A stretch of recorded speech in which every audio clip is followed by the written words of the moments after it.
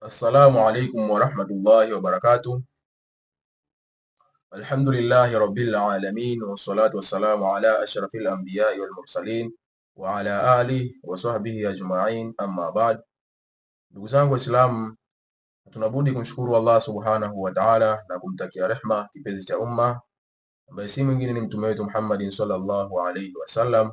Ndugu zangu katika iman, nipo mbele yenu ni kwa ajili ya jambo moja tu la uhamasishaji wa utoaji wa sadaqa, hususan ni pale Allah subhanahu wa ta'ala aliposema lan tanalu albirra hatta tunfiqu mimma tuhibbun, hamtopata ucha Mungu mpaka mtoe vile ambavyo mnavipenda.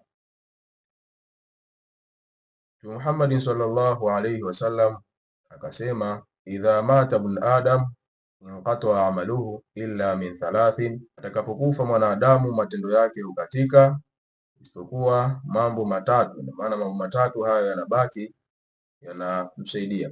Jambo la kwanza ambalo ndilo limenifanya nizungumze au nisimame mbele yenu ni jambo la sadaqatin jariya, sadaka yenye kuendelea. Tukisema sadaka yenye kuendelea ni kwa mfano ujenzi wa msikiti, ujenzi wa madrasa, kusaidia katika mambo hususan ya Uislamu ambayo yanaganda kwa muda mrefu. Kwa hiyo jambo ambalo limelifanya nisimame ni ishu ya ujenzi wa madrasa ambayo ni miongoni mwa sadaqatin jariya. Ndugu zangu Waislamu, katika mkoa wa Tanga, wilaya ya Kilindi, Songe, kata ya Bokwa, tuna ujenzi wa madrasa ambao unaendelea, ambao mpaka kwa sasa umefikia kwenye foundation. Kwa hiyo wanakijiji wamepambana na baadhi ya wadau wamepambana mpaka kufikia hapo lilipo usawa wa foundation.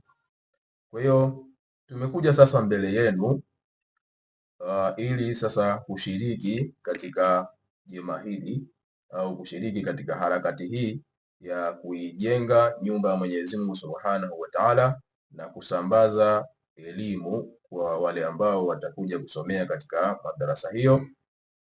Kwa hiyo tunachowaomba sasa wadau ni utoaji wa sadaka zenu ili jengo la Mwenyezi Mungu Subhanahu wa Ta'ala lipate kujengwa kwa kile ambacho mtu atajaliwa, hata kama ni kidogo kiasi gani. Akaunti namba inapita hapo. Kwa hiyo mtu ni kuiweka kwenye simu yake na kuweka chochote ambacho atajaliwa na Mwenyezi Mungu Subhanahu wa Ta'ala, na jina linatoka Madrasatul